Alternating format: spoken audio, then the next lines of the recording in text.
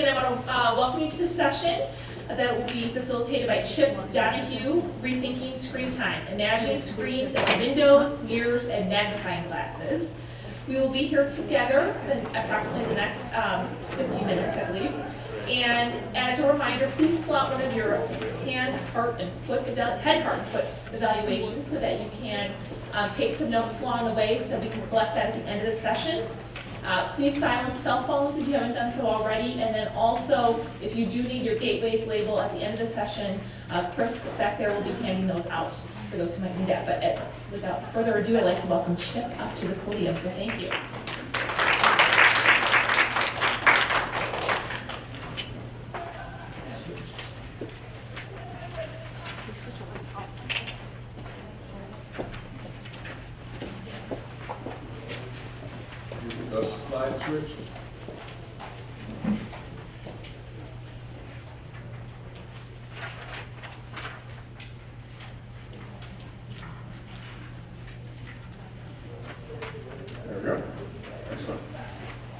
Thanks.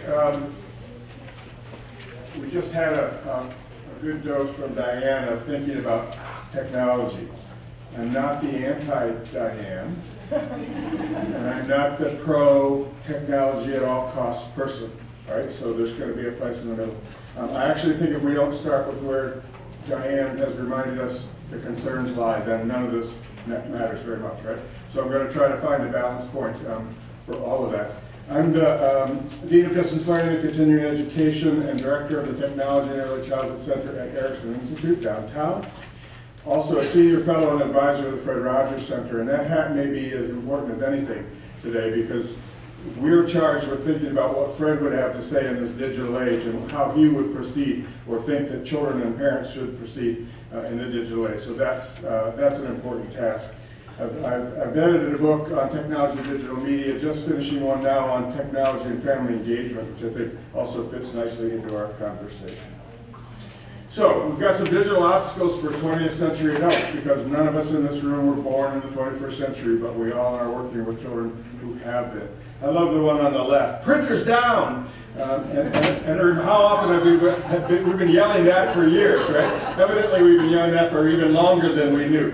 And then, of course, you have to have a Star Wars reference right at the moment. So, I am your father from the cassette tape, and no from the iPad. So, we are caught in this in-between space of technology generations.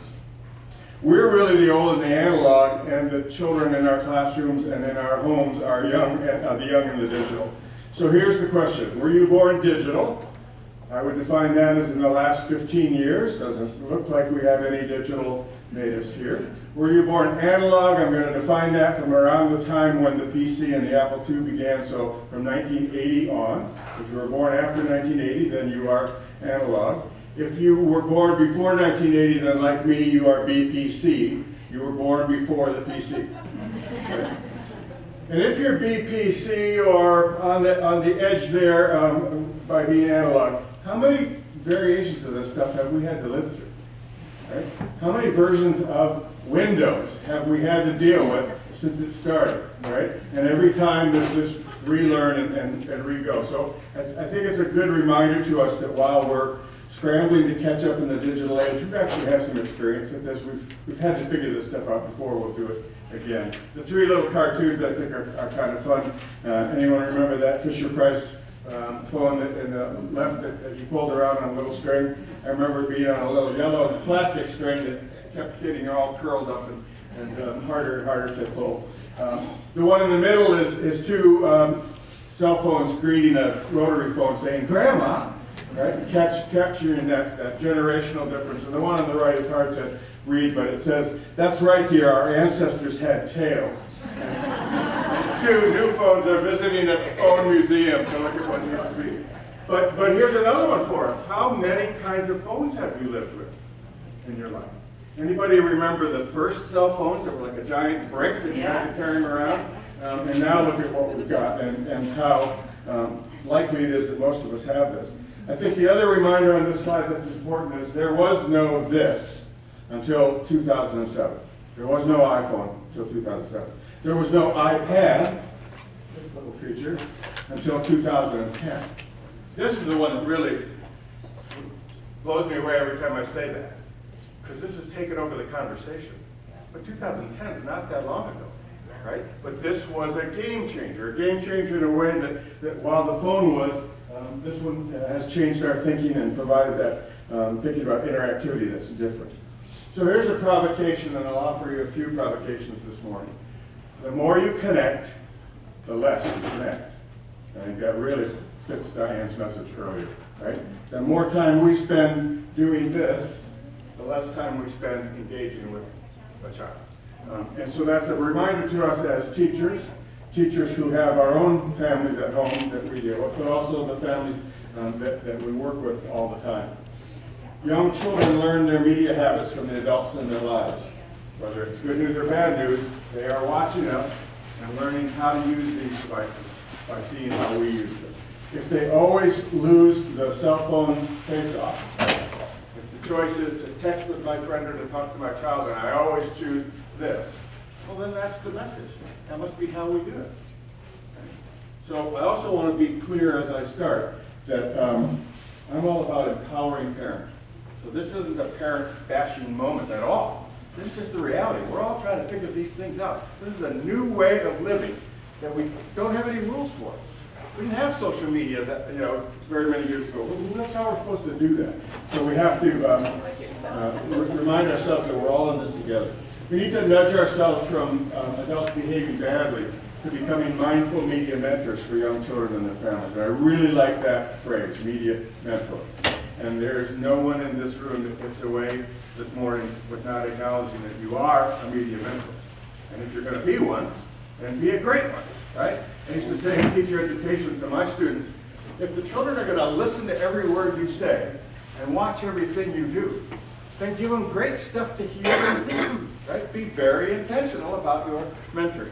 I think we can do the same around technology. It doesn't mean no technology. It's not an either or question. I love this quote from a guy who blogs in the distraction addiction. Connection is inevitable. Distraction is a choice. That kind of resonates, doesn't it? With educators, connection is natural. And it's what we do and we naturally do. But we have put these devices in between. The key, I think, to what I was hearing Diane say, and my message is, but that's a choice, right? It doesn't have to play out that way. Screens don't have to be bad news or evil. The more you connect, the less you connect. Again, this is a clever little cartoon. Actually, you had a pretty great life, but you were looking down at your phone and you missed it. Okay? So, Catherine Stein over there, who wrote the book, The Great Disconnect, I heard her lecture a while back, and she asked some really provocative questions. Are you smartphone dependent? Could you not live without this? If I had you all turn them in now, and at the end of the day, if you're good and you go to all your sessions, you could have them back, there might be some anxiety around, I don't have it in my hand. So we have to think about that. She talked about the phantom ring or vibration syndrome, which I really like, which is that when your phone rings, everybody else is grabbing for their phone. Because it might be me. And I might have won the someone wants to talk to me prize, right? I was giving a keynote speech in California last weekend. 650 people. 2-3 minutes into it, my phone rang. The only reason that wasn't a big crisis was I had told everybody the opposite of what we said here. I didn't say turn your phones off. I said turn them on and get on social media and start tweeting and having a conversation about what's being said. Let's use these devices, right? But of course mine goes off. And what I said to the audience was the irony of it ringing right at this particular moment is that phone is the least likely thing I do with this. I know it's called a phone, but that's not how I use it, right? I use it for everything else, but rarely talk on the phone. This was the most impactful thing that Catherine O'Dare said. Have you ever said the words to a child, let me just check my email? Turns out in her research that the most dreaded words a parent can say to a child are, let me just check my email. Why would those be the dreaded words? It can take an hour. We might actually never go to the park. We might, right? You get diverted and away you go. So I think that's just a good reminder to us that we've got to think about this. And maybe we need parental controls for parents. We all talk about parental controls that parents manage. This is a really clever. It must be an adult binky. They freak out when they can't find it. And the two kids, of course, have the smartphone, and the father in the back is freaking out because he can't find it. All right, let's be completely honest with each other. I bet everyone in this room who owns a smartphone has had the smartphone freak out. I can't find it. Where did I leave it? Moments at some point, right? And maybe more than once, maybe regularly. But that idea, that panic about where did I leave it, and it's not in my pockets, is tough. So, maybe we need a digital detox as the adults who are in young children's lives. We can become digitally preoccupied. We can become digitally distracted. We certainly have the potential and the risk of becoming digitally dependent, and that does cause digital disconnections. Diane kept talking about how addictive screens can be in the context of young children. And we can talk about that and go deeper into that. But I think screens can be addictive to us as adults as well, right? And that we get pulled in and we get sucked in ways that aren't healthy. So do you preach what you practice with your media? Lower left, like father, like son. So we're out on a walk, maybe here at the Botanic Gardens, but we both got a screen, and we're busy doing that instead of seeing and interacting. And I just found this one, I love it. Smartphone on a stick. Who has the fairest profile pic? So that notion of how all of this is kind of taking over our sense of ourselves. So I said it before, adults are media mentors and role models. Whether you like it or not, you are. We need to make sure that that's good news for children and parents and families. If we're going to be, then let's be the best that we can. This is a bit of a variation off what was actually said in the movie. But with great connectivity comes great responsibility. In other words, if we are in this connected age, we have to take some responsibility. And back when the national position statement was being written, and Diane showed you the version of that her organizations had written about it at about the same time, we were really making the case that these things are already here, right? That's not a rationale for embracing them, but it's a reality, right? You can't uninvent the iPad. We're not going backwards. We're only going forward.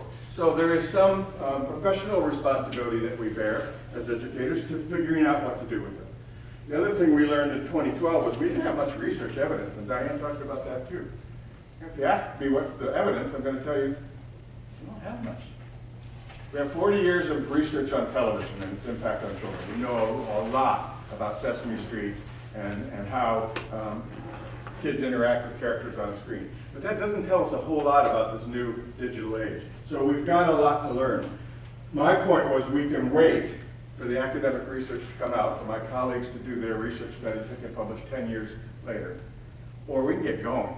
And the research will come as well, right? That you can tell which one I have opted for. We've got to get going. We've got to figure it out. They're already here. And back to the media mentor part as educators, parents assume you know. And it's not really a bad assumption. You're the educators. I don't know anything about this device and my kid and what apps would be best. But I'm going to ask his or her teacher, because of course they'll know. And we're thinking, geez, we don't know either. Right? So there's a little pressure on us to kind of up our game. So our digital media literacy matters, and I define that as your attitudes toward technology, what you know about it, what experience you've had, what competencies you have, and ultimately what we're wanting is fluency in the digital age. Your analog knowledge and skills, or your BPC experience, lifetime experiences with technology, have value. They are not without value, but they're insufficient in terms of really figuring out what to do in the digital age. So they've helped us get started, but they're not enough, and we need to really think about that. So I mentioned Fred Rogers, and I love this quote, and I think it actually bridges Diane's comments and mine really nicely. We have to help give children tools, building blocks for active play. A computer is one of those building blocks. No computer will ever take the place of wooden toys or building blocks, but that doesn't mean they have to be mutually exclusive. And those last words are so important. We can't get into the all or nothing conversation, right? The world has moved along. It can't be all tech or no tech. Both of those are the wrong argument. It needs to be, how do we use the technology that's in children's hands in a safe and thoughtful way? How do we manage how much time they spend? I'm not arguing against screen time, and Diane's concerns about that. I think we have to have those conversations, right? So I'll dig into that a little bit. So I always, whenever I'm speaking about this, think it's important to welcome the concerns into the room, and Diane absolutely did, right? She set this slide up perfectly because she raised the things that we're all worried about. We are worried about screen time. And people ask me all the time, Dr. Donohue, how much time? And then I say, that time is only one metric of whether the time spent on media is valuable, right? We've got to get past the just half hour is it, because that's an arbitrary number that means nothing. I'm much more interested in how engaging is the media, how engaged is the child, are they dealing with other kids, and all of that. So I'll come through on that one. We are worried about passive and non-interactive use, but this harkens back to television and harkens back to that idea of one kid, one TV, how much is enough, right? And so these devices that are interactive and have a touchscreen interface are a different animal. Not all screens are created equal. Diane is the leading voice in the world on the issue around protecting kids from inappropriate content, and we heard that from her, right? I would add to her argument, because she does talk about screens being everywhere, but it's easier than ever for a child to end up in an inappropriate place than it ever was before, right? And I could be very well-meaning as a parent, right? I'm driving home, the highway's backed up, I'm stressing out, so I hand my iPhone back for my child to just play a game. But instead of the game, they navigate themselves to some other place that's not appropriate, right? The content is just there in a way that never used to be so easily there for kids. So it really does up the ante for us as educators and as parents. This next one's really, well, commercial messages and internet sales. Again, Diane made a really powerful case about that. You know, think of all the images that she showed us earlier around commercialism and how it entices kids into using products and kind of changes the way we think about play. We're worried about impacting social emotional development. I hear this one maybe as much as any. The fun part about that one for me is that all our work at Erikson is about trying to prove just the opposite, right? If these tools in fact interrupt healthy social emotional development, what are we doing using them? Why would we think that was a good idea, right? But if in fact we can use them as tools that connect kids, that strengthen relationships, that encourage pro-social behavior, then they start to get much more interested. So that's important. We're worried about what I call the theory of displacement, that if you bring an iPad into the room, something else has to go out, right? Why? Bring an iPad in the room, you just added this other new set of possibilities, but nothing has to go away, and that's that either or, right? I don't want children playing any less today than we've ever wanted them to play. I think we have another tool that can be part of that play or not, and that's okay too. We talk a lot in the country about reducing outdoor time and physical activity and increased childhood obesity. Are those real issues? Yes. Are those real concerns? Yes. Is this the cause? Right? It might contribute to it, right? But there's no causation, there's correlation, right? So a kid, we're all going to get this as educators. A child who spends too much time on a screen, down in the basement playing games online, right, and never goes out, this has impacted, had a contributing factor to that decision about not going out. But, you know, this can go out. And that's the breakthrough of these mobile technologies. Technology integration in classrooms used to be the computer locked down on a table in the corner, the computer lab down the hallway. Those are fine, but this changes all of that, right?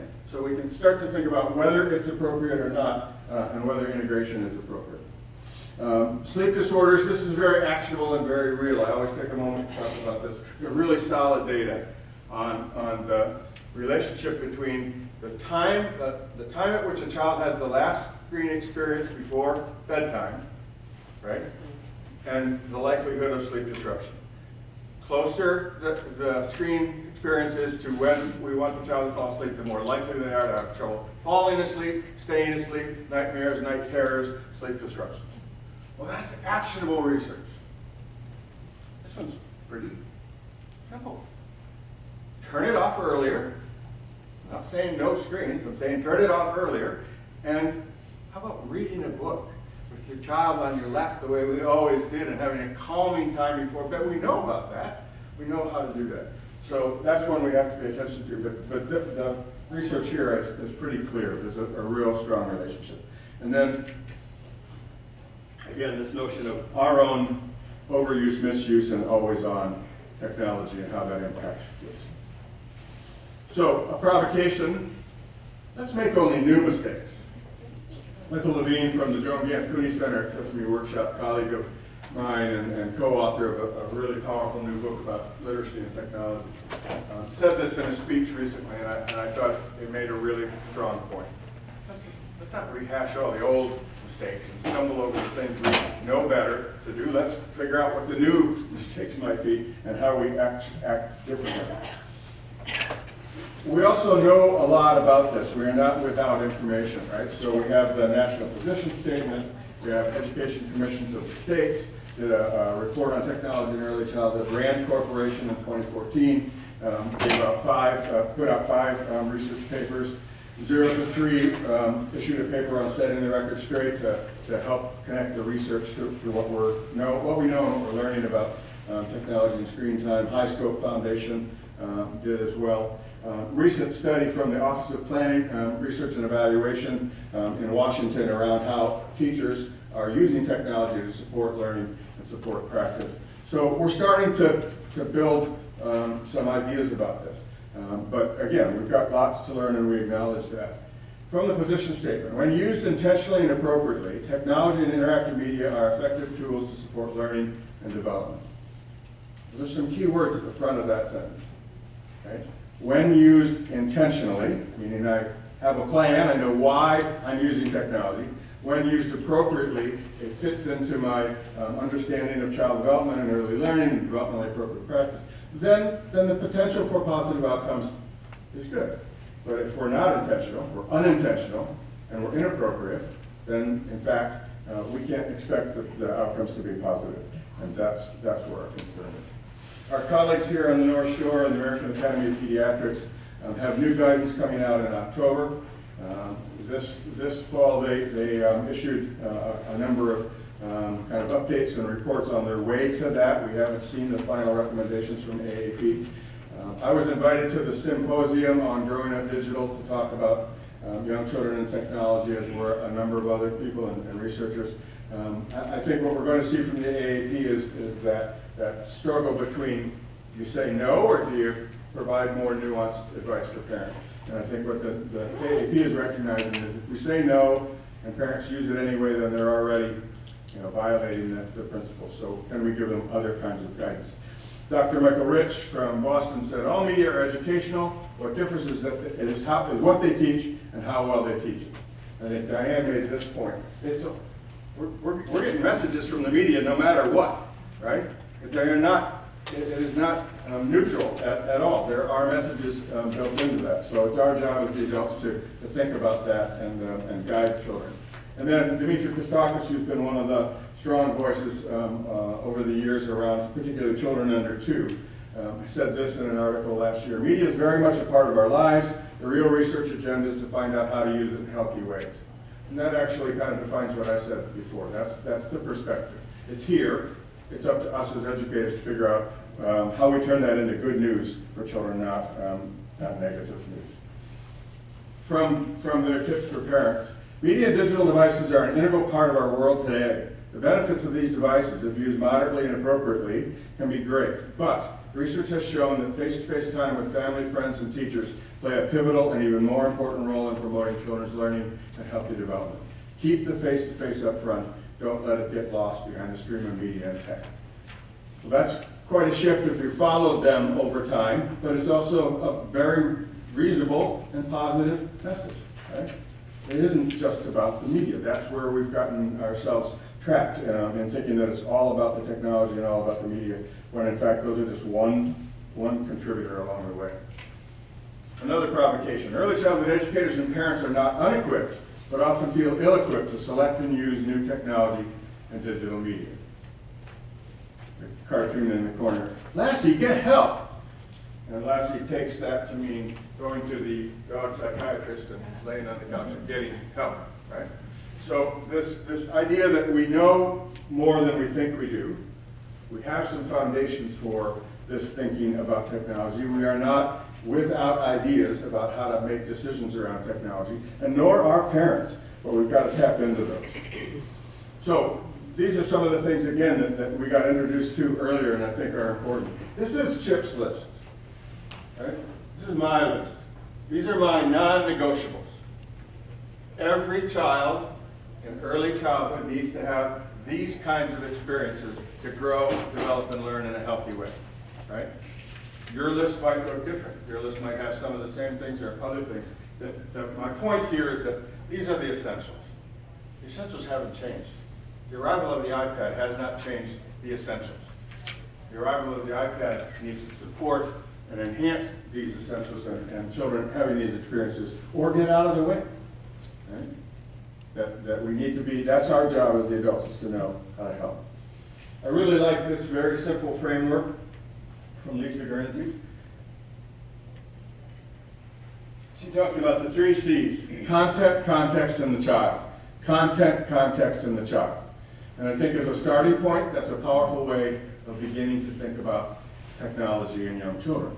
What's the content on the screen? We've spent a lot of time talking about iPads, which is the device, and not spending a lot of time thinking about, well, what's actually on the device? What's the child doing with the device? We're just fascinated with the device. This touch screen is pretty cool, right? But kind of, there's a big so what there if we don't think about what we're doing with it. What's the context in which children have media experiences in the classroom? If you've got kids in your classroom and you've got technology, when and where and with who and why are they using media? That contextual question is really critical. And then the final C is about the individual child, and that's that developmentally appropriate practice notion of what does each child need, what will best support each child's learning along the way. So again, I think we just kind of start with this quick reminder. And everyone in the room who works with young children has some sense of those 3 already, right? Those are not iPad dependent. Those are experience and thinking about how kids grow up and learn dependent. Child development theory matters, and again, Diane talked about Piagetian theory. Just to explain this little picture down here. In the book that I edited a year ago, one of my co-authors wrote a chapter called "What Would Maria Montessori Say About the iPad?"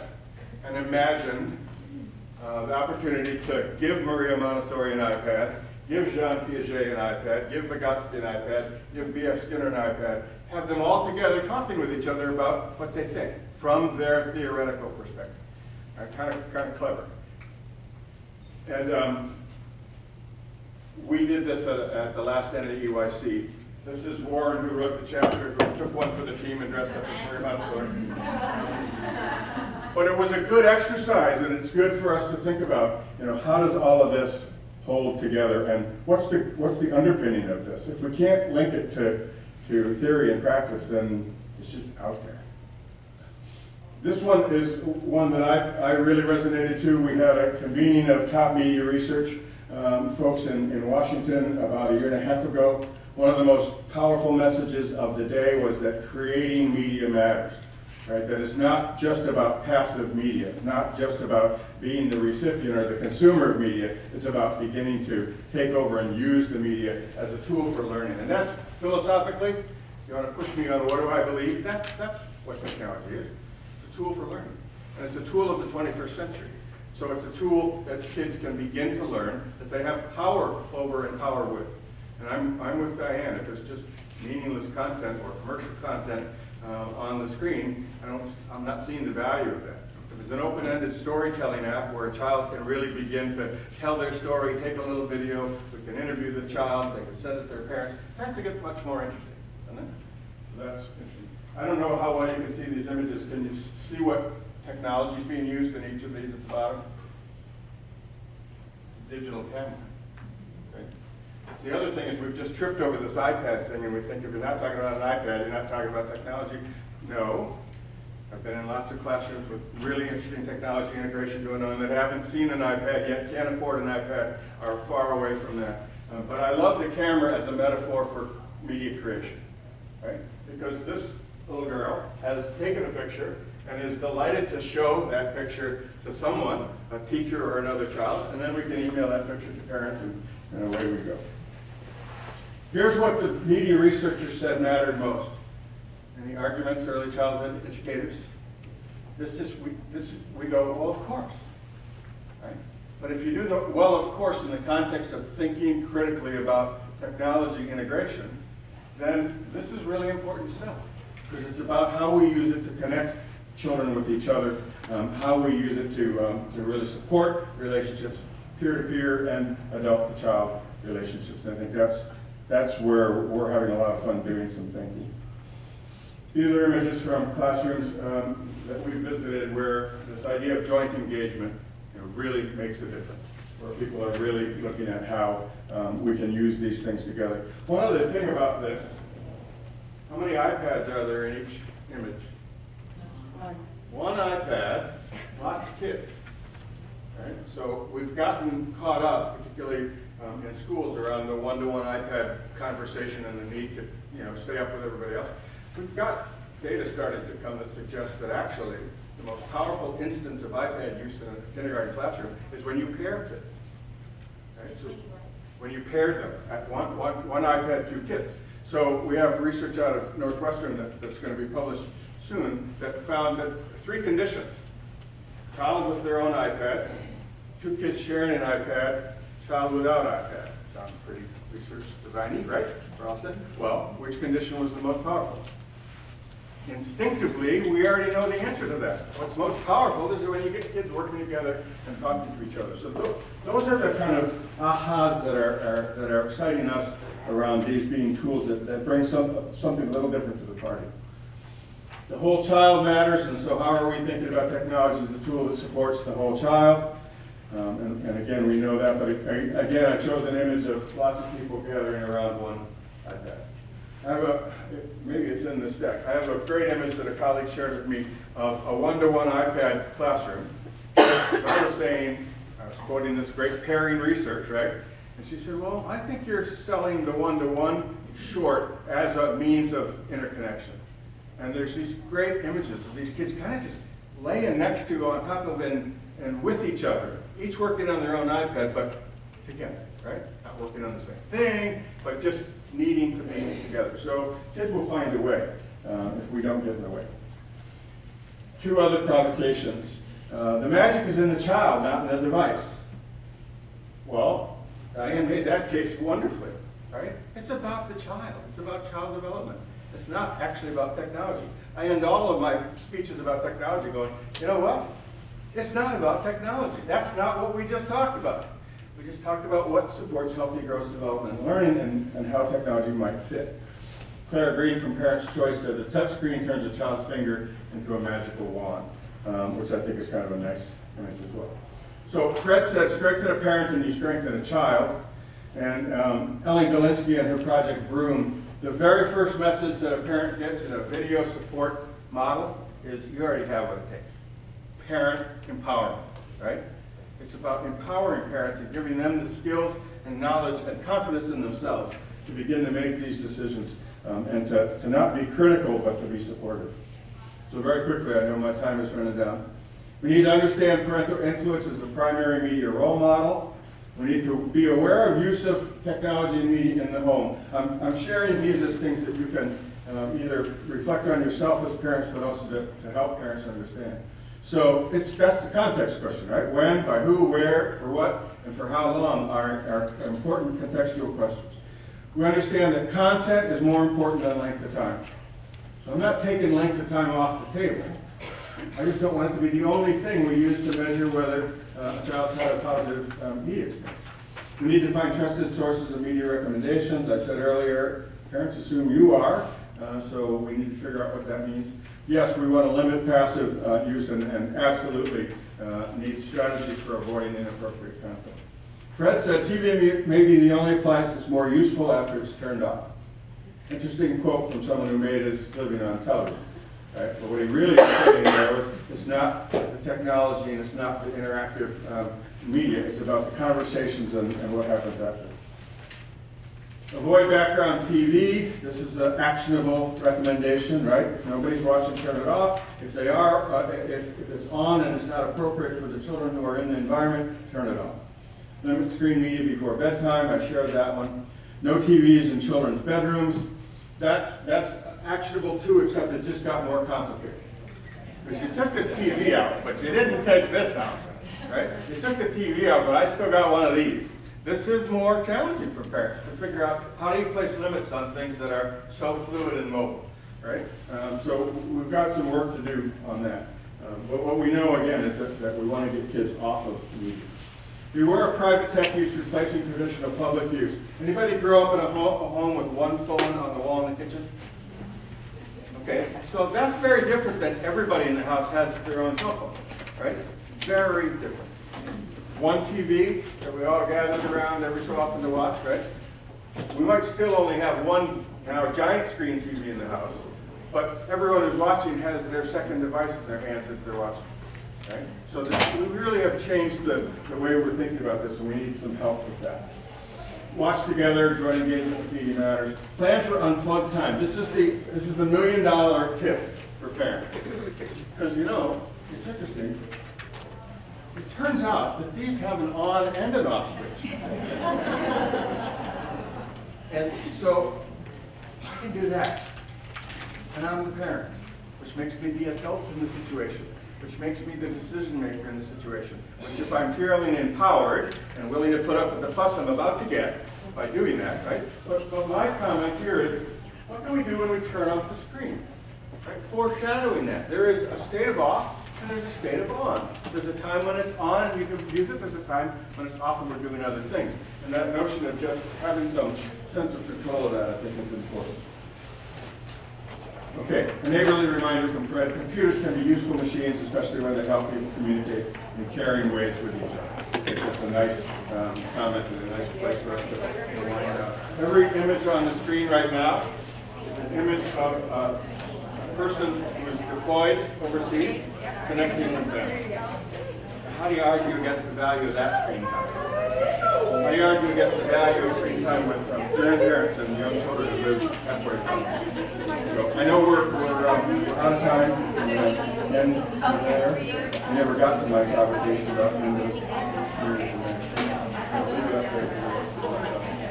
The idea here is if we can rethink screen, right? We have to rethink screen. It is not television, one child, one television. It is a different media world. So we push ourselves to think about it. Maybe to think about it more open-ended and positively. Then we can start to make some great choices.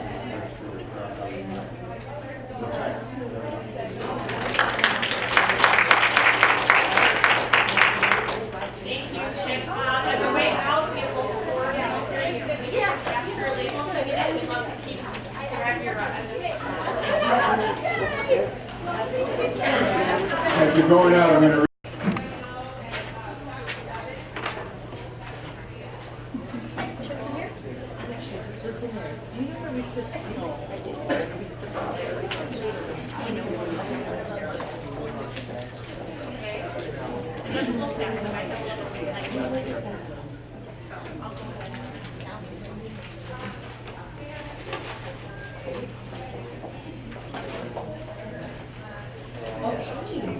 I can tell the people who walked across for a minute since you're still warming up, I think. Okay, it's a little chilly. Last week we were here prepping, it was a downpour rain, so I'd rather have the cold than the rain. That was a little rough. So welcome.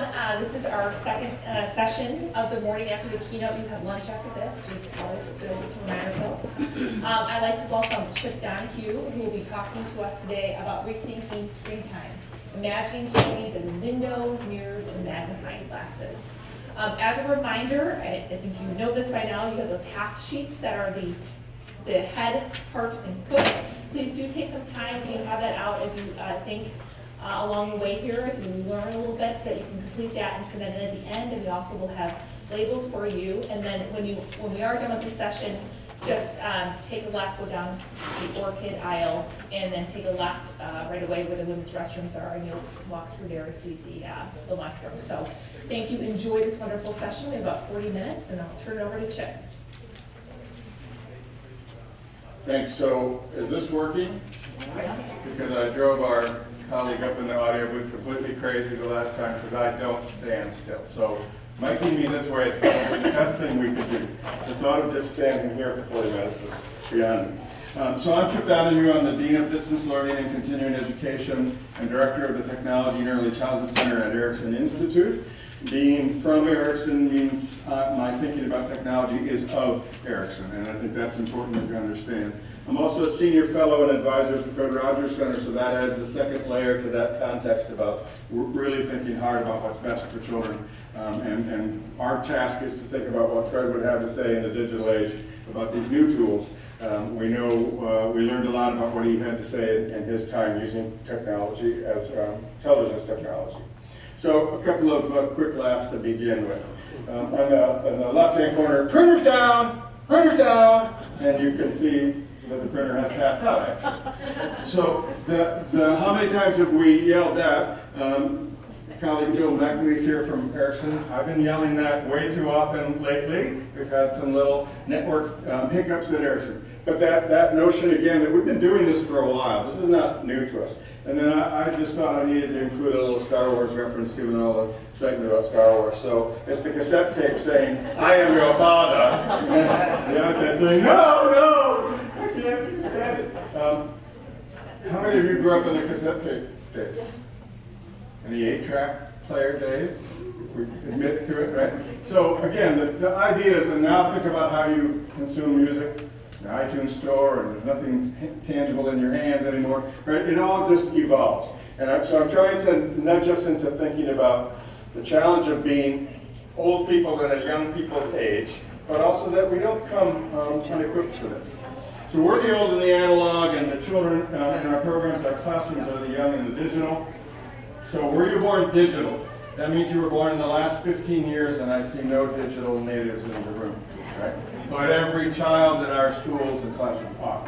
Were you born analog? I'm defining that as the beginning of the PC and Apple II age, so we'll say 1980 and up. If you were born after 1980, we're defining you as analog. If you were born before 1980, then you're BPC. You were born before the PC. Okay? And if you're BPC, how many technology waves have you lived through between then and now? Right?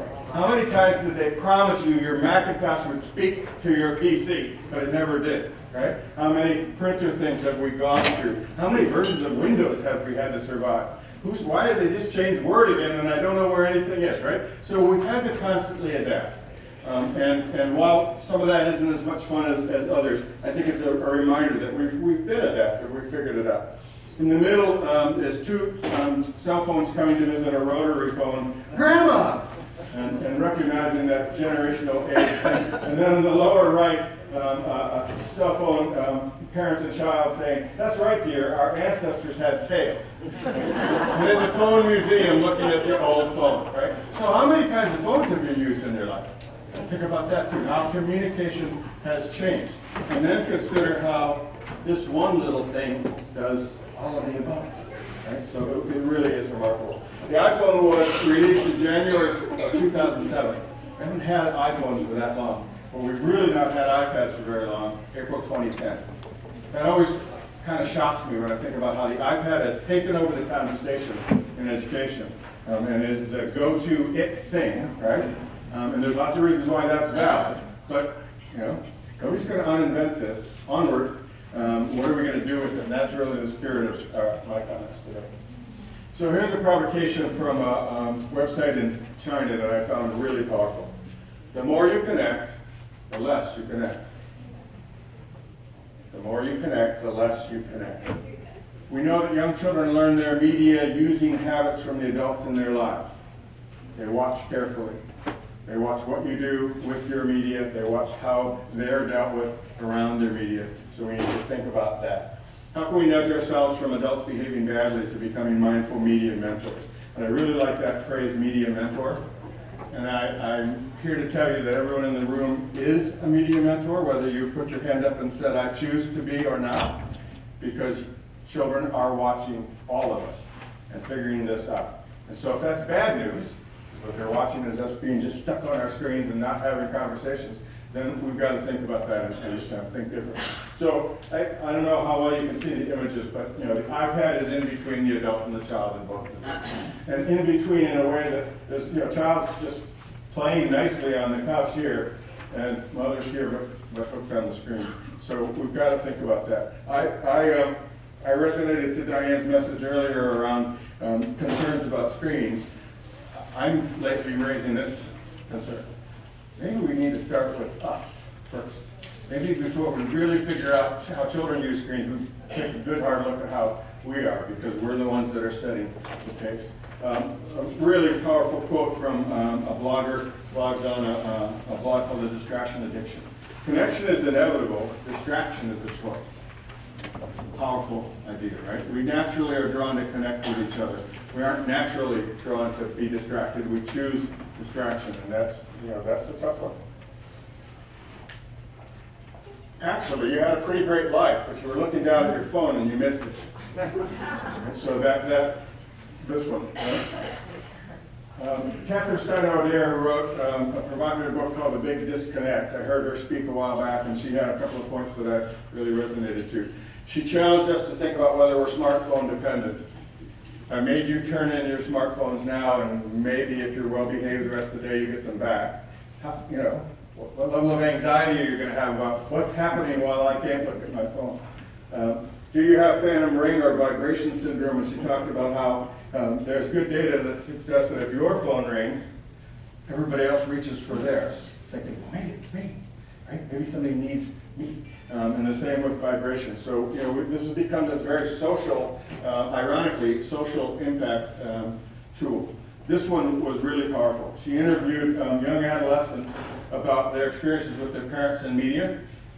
The most dreaded words from their parents are, let me just check my email. Now, why would that be the dreaded words? It's a rabbit hole, right? So we were headed out the door to the park. Oh, let me just check my email. 2 hours later, right? We're not going to the park because now it's dark or whatever. So I thought that was really powerful, that what the kids were saying back to her was, it's this, can't get away from it, can't let it go, can't wait till later. That's a challenge. So maybe we need to think about parental controls for parents as well as for children. I love this cartoon. It must be an adult binky. They freak out when they can't find it. So, anybody have that experience? Every pocket and every where did I leave it? Right? I have to be honest and say that happens way too much to me. And I have that freak out reaction, like, oh my God, my whole life is in that little thing. Right? So we've changed, but I just love the image of the two kids who actually have found the phone while the parent is looking around. So do we need to think about a digital detox for ourselves? Are we digitally preoccupied? Are we digitally distracted? Or how are we digitally distracted? Have we become digitally dependent? And what does that do to our connections with others? Does it lead to digital disconnections instead of connections? These are powerful tools for connecting. So do you preach what you practice? In the lower left over there, like father, like son. So you see they're out on a walk. Maybe they're here at the Botanic Garden on a beautiful spring day, but dad's got a screen, so therefore child has a screen. Right? A sad commentary. And then this one I just found and I love it. Smartphone on a stick. Who has the fairest profile? So what does it say about us sociologically, this selfie generation? Right? That it's all about taking a picture of myself. Is really kind of interesting. But again, it's just that notion that we've gone a little too far as adults, so we need to retool and help kids differently. Adults are media mentors and role models. We need to make sure that's good news for children, parents, and families. This is a little bit of a paraphrasing of a line in the movie With great connectivity comes great responsibility. And actually, this Spider-Man one is with great power comes great responsibility. But I like that notion of, you know, these things are here. We actually do have a great responsibility. We need to figure out how to use them wisely. We need to figure out how to use them in a way that really supports healthy growth, development, and learning, and connections to parents, and interactions with families. So I think it is a responsibility. It leads to this notion of digital media literacy. We talk about this a lot in the Technology and Early Childhood Center, the Tech Center at Erikson. I define digital media literacy as your attitude toward technology, your knowledge about technology, your experience with technology, and your competencies with using technology. And I'm shooting for digital fluency, which is a pretty high order goal, right? But this notion is important.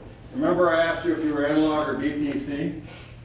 So we might be feeling pretty good about that column if I said, how is your analog knowledge experience, right? You know a lot about the way you use computers up till now, but it's the digital leap that we're struggling with. And that notion of minding the gap from the tube stations in London, just that idea that there is a gap and we've got to pay attention to it. We're wanting to think about digital media literacy for all adults. This is not just an educator issue, but we need to start with ourselves as educators. So a quote from Fred that I think really is a connector between what Diane had to say and what I'm saying. We have to help give children tools, building blocks for active play.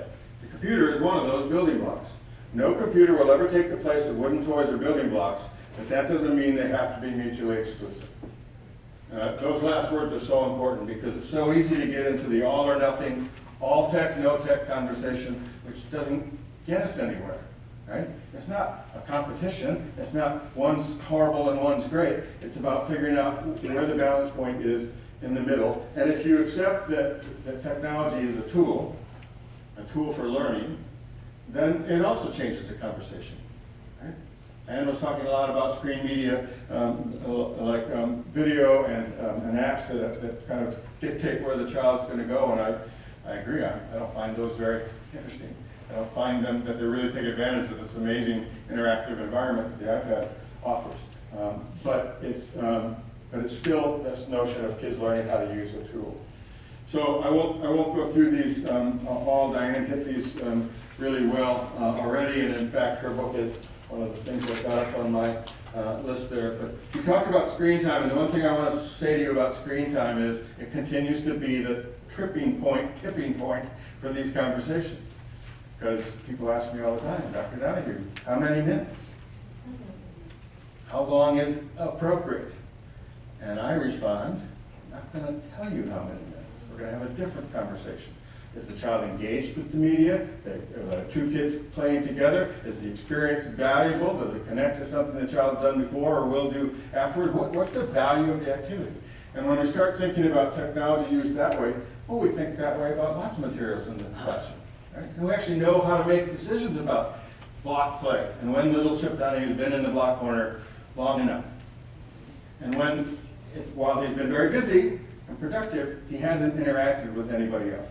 And it's time for me to guide him back into the population, right? And get him talking to others. Teachers know this. We know how to do this. This is not foreign to us. We are worried about passive and non-interactive use. This new media is interactive. I like to say, though, I have a qualifier. Yes, I want interactive on the screen. Child does something, something happens, right? Swipe instead of type. But I want interactions with others. Right? So interactive with interactions. There's a mantra for you to repeat as you go home. Interactive with interactions. Heavy emphasis on how these tools can encourage kids to work together. Yes, we have to worry about inappropriate content. She's absolutely right, and she's the leading voice on this in the commercial message piece, and she did a nice job. Also, the Green Dilemma report that she highlighted is on my list as well. We're worried about it impacting social and emotional development, and I think this is where being of Erikson has been really interesting. Because yes, that could be the outcome, but what if we flip that over? What if our whole goal was to think about how these are tools that strengthen social and emotional development, enhance opportunities, enhance pro-social behaviors, enhance communication? Then it's a different animal. The displacement theory in the middle, I think, is important. Probably the number one argument we heard during the 3 years we were working on the national position statement. The fear that if you invite an iPad into the classroom, something else has to go out. The fear that if we have this, free play as we know it is done. The fear that if we do this, kids are never going outside again, right? Well, I can't make that leap. And actually, if that's the outcome, then shame on us as the educators, right? But I think there's a place in between there that's comfortable and different to think about. Reduces outdoor time, physical activity, increases obesity. These are all things we're worried about, right? But here's the research question of the day. Does this cause those things? Do we have causal relationship? Child who uses iPad will become obese. I'm being a little facetious, but not really, right? The notion is that the media will tell us that that's the relationship. Kids spending more time on media, obesity rising, right? And they're convincing us that there's a causal relationship. Is there a relationship? Could be a contributing factor? Yeah, we have to pay a lot of attention to that. That's why it's on my list, right? To be clear, this list is not the things that Diane worries about, therefore I'm not going to. This is the things that Diane and I and everybody working in meeting young children continue to be worried about. Our task is to turn them into positives, right? If we're worried about this, then how do we flip it in the other direction? This next one is really important because it's actionable. So if you're a parent of a young child or you work with young children and their parents, we have really good data about sleep disorders. The closer to bedtime a child has a screen experience, you with me? The more likely they are to have sleep disruptions, difficulty falling asleep, difficulty staying asleep, night terrors, nightmares, right? Well, that actually is causal, right? So we've got to change that. And I always say, again, trying not to be flip about it, but this seems pretty actionable to me. Turn it off earlier in the night, or actually no screens after dinner, or whatever, right? And then let's just read a book together, like we used to do, and cuddle before bed, and calm down and think about it differently. So, I mean, there's a way to connect this that's important. And then, again, avoiding our own misuse and always-on tech is important. A colleague of mine, Michael Levine, said this. I found it provocative. I hope you do too. Let's make only new mistakes. And what he was really saying to us was, we've been through this. Technology's not new. We have over 40 years of research on television and kids. We know a lot about this. Let's not make those old mistakes as we start to figure out these new devices. Let's make some new ones, as in we don't know, right? We don't have all the answers. And I think that's one of the things that Diane and I would agree and disagree at the same time on. When we were doing the position statement, people who were very concerned, Diane's group and others, about technology exposure and screen exposure for young kids, said, we've looked at the research and it's very inconclusive whether these things are good or bad for kids. It isn't clear that it's one way or the other. And we said, we've looked at the research, it's very inconclusive whether it's good or bad. But the tools are already in kids' hands. These are tools of the culture. They're already at home. They're already in the classroom. We can't not address them. We've got to figure it out. And actually, I'd rather vote for all of us as educators for making some really good decisions. The other challenge is, and Jill knows this one, is the time gap on academic research. Right? So in 2012, when the position statement came out, we read everything we could up to about mid-2011 and knew what we could know. Well, there has been research since then, but the iPad had just come out. There was nothing for us to put our hat on other than intuition that said, there's something about this device that's interesting and we need to address it. So anyway, we need to stumble around a little bit on the new end of this. We do know some things, and we are connecting the dots. So the NAUIC and Fred Rogers Center Joint Position Statement, I was one of the co-authors on that. It came out in 2012. We have a colleague, Dr. Katie Pasigo, who's doing a really interesting research project for us now. And the research project was, well, what do we know since then? What have we learned since the statement came out that we didn't know at that time? Now, it's possible, risk is there, that what we've learned will counter some of the things that we were recommending, where we learned something new that we didn't anticipate. But it's also possible that it'll just continue to fill in our understanding in an interesting way. Education Commission of the States wrote a report back in 2012. RAND Corporation, by the way, there's a resource that will be available electronically to you, clickable. I like clickable resources for all this stuff. So if you want to mess around and check them out, and I highly recommend it. This is my curated list. This isn't everything that's been going on, but these are the important ones from my perspective. So RAND Corporation did a series of reports in 2014. 0 to 3 at the end of 2014 did a series of reports around setting the record straight, talking about screen time in very young children.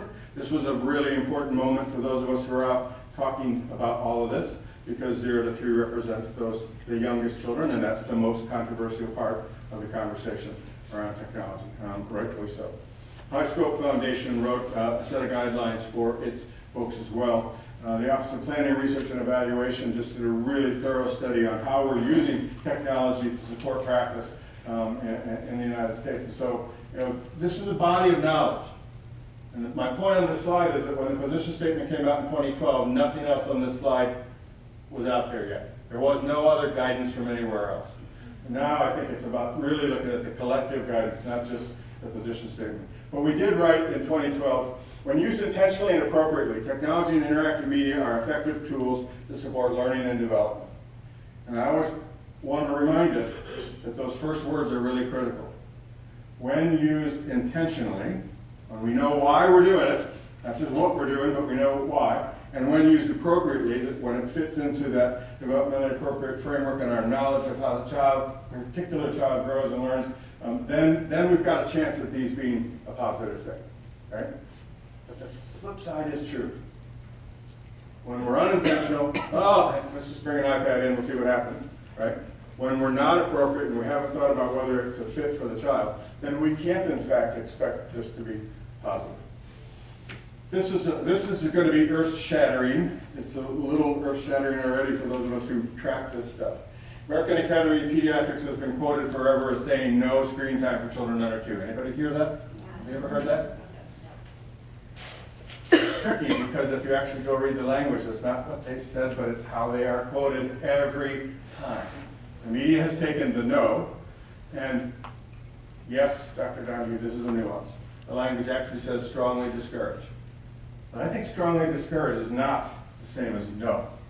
Because strongly discourage is I want you to really think about it, and there might be times when you use it, but we're asking you to think clearly. No is as soon as the parent hands the phone back in the car, right, they're out of compliance. And so I think we're really going to see some changes from the AAP. They had a symposium here in Chicago last spring that I was part of, and really the tone is starting to change. Michael Rich from Boston Children's Hospital said, all media are educational. What differs is what they teach and how well they teach it. I think that actually absolutely confirms Diane's comments this morning. There's a message in media. Is it the right one, a good one, a healthy one, a supportive one, a bad one, right? We've got to decide what the media teaches because kids are learning something from the exposure.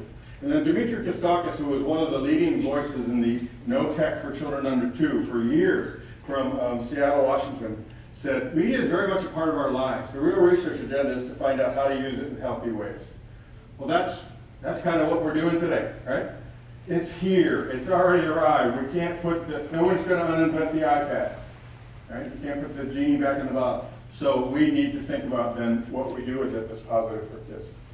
Here's a quote from the statement they released last September. Media and digital devices are an integral part of our world today. The benefits of these devices, if used moderately and appropriately, can be great. But research has shown that face-to-face time with family, friends, and teachers plays a pivotal and even more important role in promoting children's learning and healthy development. Keep the face-to-face up front and don't let it get lost behind a stream of media and tech. Well said, AAP, right? What matters most is the human interaction. That's first, that's always first. And then we get to the conversation around how technology and media support that. And that's really the position we took as well. So here's another provocation. Early childhood educators and parents are not unequipped, but often feel ill-equipped to select and use new technology and digital media. We don't come to this conversation with nothing, right? But we feel like we've got a lot to learn. Actually, I love this one too. I've been on a roll of finding new ones. Lassie, get help. So Leslie goes to the psychiatrist, lays on the couch, and gets some help, right? So not the help that the person drowning in the stream was expecting. But again, that notion of, well, you know, I don't know everything I need to know. So I'm going to tick through these kind of quickly. This is Chip's list. Your list, of course, will be different. Maybe some of these things are on your list, maybe you would add others. But I'm calling these my non-negotiables, right? These are experiences I believe every young child has the right to and needs to have during the early years, right? So I'm putting my flag in the sand. This has got to happen. And if I'm going to then talk about technology, I have to talk about it. Does technology support that? Is it the time to put the technology away because it has no place there? Whatever your essentials are, I think what we're really thinking about technology, again, is not as something that gets in the way of them, but as something that really can support them. I love this one down here. There's an app for this. Anybody swing that high on a swing when you were a kid, right? Anybody playing a pile of leaves with their friends? Anybody have a tea party with their dog? Right? So there's these images of the kind of the essence of childhood. We can't lose that. In the race to the digital age, that's not what we're wanting to change. Right? Those things are valuable. A colleague of mine from Washington, Lisa Guernsey, gives us a very simple and complicated framework all at once. We call it the 3 C's. And the 3 C's are content, context, and the child. And so if you start by thinking, what's the content of the media, right? What's actually on the screen? This is important because we got all excited about this thing. You know, when it came out, it's like touch screen, swipe instead of type. Look at what kids can do. It's a direct relationship between this finger and what happens here. And that's all exciting. But that's the device. What's on the device? What are we doing with the device? That's the content question that we want to ask. And that's why the screen time thing becomes so hard to talk about, right? Because if it's quality content and you're well engaged, the amount of time I might feel comfortable with you having an experience is going to be different than if it's not. Well, one other aside on that, in our experience in visiting classrooms, very young children, 3s and 4s, with iPads in the classroom, often spend like a minute, 2 minutes, 2 minutes now, maybe a minute later, right? We're worried about this intense focus on the screen, and it's not actually what happens in practice. Kids try a little bit of the app, they hit the home button, and they're off running and doing something else, right? So I think we're using an old paradigm to try to solve a new problem. Context is the issue of when, where, who, how is technology being used. That's one that teachers have lots of control over in the classroom. And the child, again, refers to the individual child and what we know about their growth, development, and learning, and their preferences for learning, and their needs as a learner. So this is a fun one, and I'll just explain the photo and keep going. Warren Buckliker, who is Children's Technology Review, wrote a chapter in my book that came out a year ago. What would Maria Montessori say about the iPad? Very clever. And part of why, in this book, part of why it was so clever was he imagined that Maria Montessori, Jean Piaget, Lev Vygotsky, B.F. Skinner were all together, getting ready to do a panel at NEUIC, and somebody handed each of them an iPad. And then they had a conversation about what they liked and didn't like from their theoretical perspective. So we got bold enough to act that out at NEUIC this fall. I was John Piaget. This is Warren as Maria Montessori. You really took one for the team. But we had a lot of fun because it's a really powerful exercise. Right? It's not what do I think. What would Piaget say today? Based on what he believed about how children learn. What would Montessori say? So I think that connection to theory and practice is critical. We can't just go past it. We had a gathering of media researchers in Washington about a year and a half ago, top people in the field, people who've been doing this work for a long time. We asked them to help us understand what we know about media and children, what we still need to learn. One of the most important lessons they shared that day was that kids need to create media, not just consume it. That in the digital age, and in the 21st century, right, if this is a tool for learning, that's another important shift, I think, really between the perspective Diane was sharing earlier and mine. I'm not so interested in apps. I'm interested in this powerful tool for learning and a child feeling like they can control it and can use it for inquiry and can answer a question and connect with others, can tell their story and gather information and documentation along the way. So this notion that children need to become media makers, I think is really powerful. But I don't know how we get kids to this end of the continuum if we only live at the other end, right? So this is the nudge for all of us who are working with kids, is that we actually have to make this journey.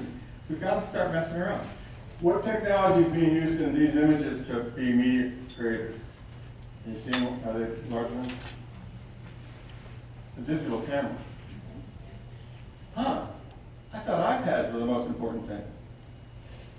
No, as it turns out. What we want is a tool for a child to express themselves and capture their world. I love this image of the little girl who's obviously taking a picture of something and is delighted to show it to someone else. That's immediate, right? That's a digital camera affordance. You take the picture going this way and the screen going this way shows you what you did. And then I can do this and show you what I did. Very powerful, right? So we can start there. We can figure out how we do this from there. Some time. So, okay, here was the big aha of the day. All these media researchers from fancy universities who've been doing funded studies forever said, you know what we've concluded matters most? Relationships. And all the early childhood people went, oh, really? Imagine that. But, right, then you take a deep breath and go, this is really powerful. These are folks who study how media influences children, and they're saying to us the most important thing about using media with young children is relationships. So while we know that that's the heart of all of our work, we didn't always connect the dots between that and technology. And some of us, as I said earlier, think that that's the opposite, right? That we can't do that. So thinking about how media really supports a relationship, we talk a lot about joining engagement with media today. And again, what can we do with media that supports pro-social behaviors? This is the work that we're excited about at Erikson. Just some images of joint engagement. How many iPads in each of these photos? One. Oh, wait a minute. I thought it was one-to-one iPad time. Well, it can be. I'm not a critic of one-to-one iPad. I am a proponent of it doesn't have to be that, right?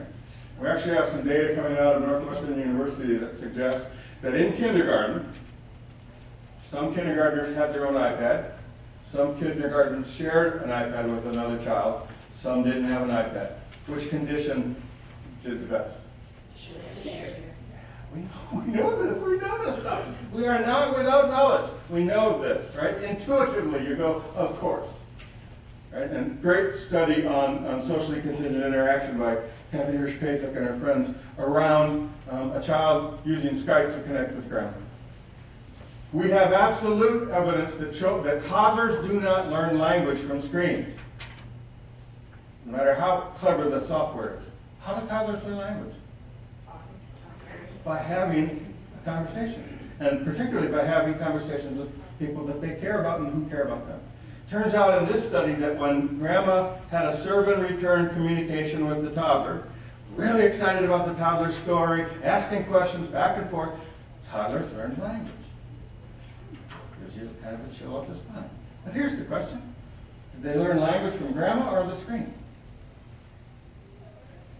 I think grandma's right in there teaching language, right?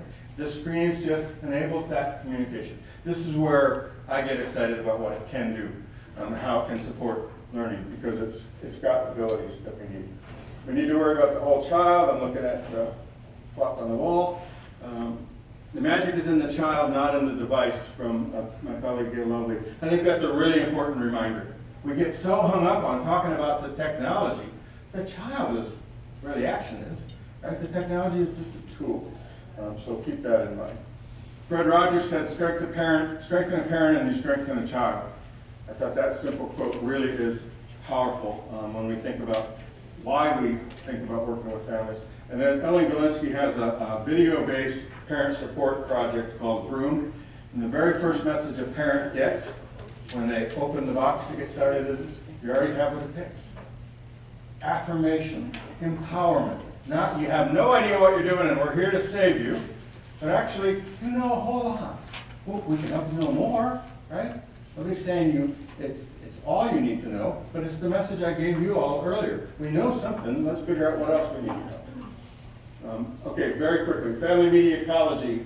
We need to understand parental influence. Parents are the primary media role models. We need to know about when, where, how, and why technology is being used in the home. We need to understand that content is as important as length of time. Some of us are ready to get bold and saying that content is more important. Find trusted sources of media recommendations. Who do parents turn to? Well, one challenge in the digital age is they turn to you. If you're an educator of children in a school or a child care center, the parent, rightfully so, assumes you know. And you can give me some advice, and you can help me pick the app, and you can help me know what I need. And so that's, again, a little nudge for us about why there's some urgency here. Place time on passive use and avoiding inappropriate content. Great quote from Fred Rogers. TV may be the only appliance that is more useful after it's turned on. This is from a man who made his living in TV, right? But it was about the relationship and the conversation that mattered most. Turn off the background TV. This is really important, and it's often on more than we think, and I am guilty of that. And I think back when I would pick my two daughters up from childcare and go home and be the dinner maker, right? And the TV went on to the news, so I could hear the news and I could do this.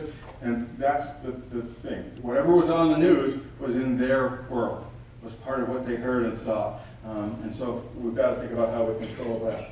Talked about media before bedtime. We talked about no TVs in children's bedrooms, which is great advice, except, well, what about these? Right? Because these are finding their way into bedrooms too. So we got the TV out of there, and we got the computer out of there, but we didn't get these. And so we have to think about that. Private tech. How many of you grew up in a home where there was one phone on the wall in the kitchen? So if you got a call, we all got a call. Right? Because we're all in the kitchen wondering who's your friend and what are you doing? That's a very different media experience than it is today when everybody's off in their own rooms with their own phones.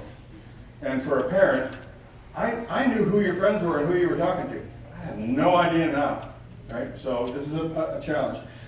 One TV that y'all gathered around to watch a show on, now to gather around one giant TV often means everybody's got a second screen. Right? So dad's on his iPad, mom's on her phone, kids are on the phone. And so we're all sitting next to each other, but we're not engaged, and that's really this picture from the television show Modern Family where everybody's doing it. Let me leave you with this one. This is the $1 million tip. Help parents understand that they can plan for time off the screen. I always say that I had this startling understanding that these things have on and off switches. Sure. You actually can turn it on, or you can turn it off. And you're the adult and you get to make that decision, right? So how do we empower parents to feel okay about that? And is little Chip going to fuss when you turn it off? Yeah, of course, because that's my job. I'm supposed to fuss. And we're supposed to have a little moment, right? And I'm supposed to get another 5 minutes out of you because I fussed. Whatever. That's just part of it. But I love the question you can ask before the screen gets turned off. What can we do when we turn it off? How can we keep playing that game off the screen? What can we do that would keep it going, right? What would you like to do? Start thinking about what you want to do when we turn it off. So that power around the feeling of off, I think, is really critical. So I'm getting waved down. I'm going to leave you with one quote. My favorite quote from Fred Rogers. Let's not get so fascinated by what the technology can do that we forget what it can't do. It's through relationships that we grow best and learn best. So we just spent 40 minutes together talking about technology, but you know what? It wasn't about technology. Right? It's about healthy growth, development, and learning, and empowering parents and helping them in the digital age to feel like they're positive influences on them. If I just wanted to say, you briefly mentioned Room. Yep. So because people don't know about this very much, so if I can take 2 seconds, Room is this awesome app that you can do. And it's really for your parents. And you can plug in your child's age. So I lied because my kid's 14 and it's not really appropriate for him. But so you can plug in, a 3-year-old or a toddler. And every morning you can set a time, but every morning for me, it shoots me out a text or a message on my phone. So for example, For my 3-year-old, it says, encourage Andrew to think about his feelings and describe them using the weather. For Jason, it said, do you have a ball at home? You can either use a ball, a pair of balls, or a balled up sock. Play a game of catch. So for parents who are forgetting what you can do, these are all relationship based, using a technology device to get that information. I just think they. Yeah, no, thanks for sharing that. I'm just getting ready to publish a book on family engagement in the digital age, and Room is one of our examples of how we're, if parents have these things in their hands, then how do we use them to support them? How do we get a little bit of real estate?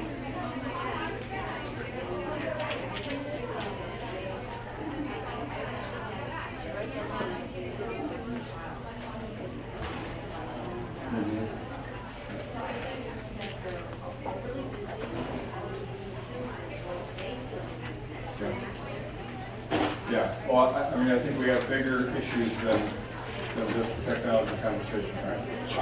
I think we have this powerful tool for connecting with families that we didn't have before. What we do with it and how they respond to it is yet to be learned.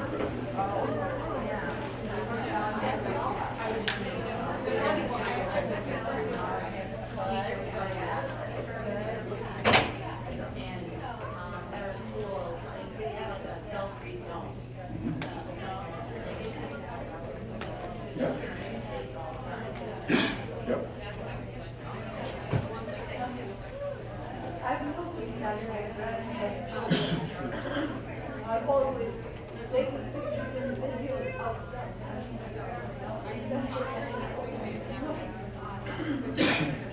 Is that, I wonder how that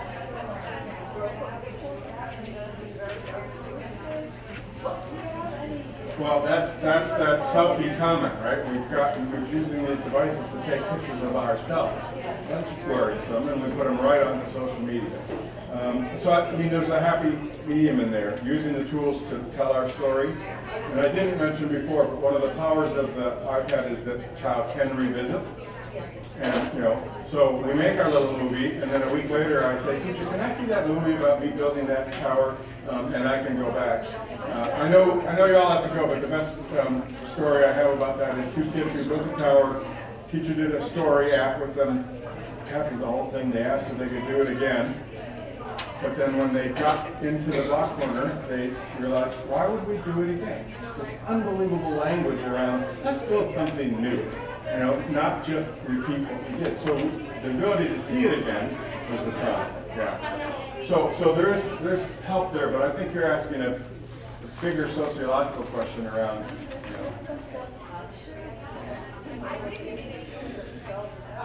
I think sometimes they don't want their pictures taken, that's what I see. Yeah. They don't care about holding them, it's just so common. Yeah. Whereas your grandparents talks over here, holding comments, Yeah. I can create with an Indian.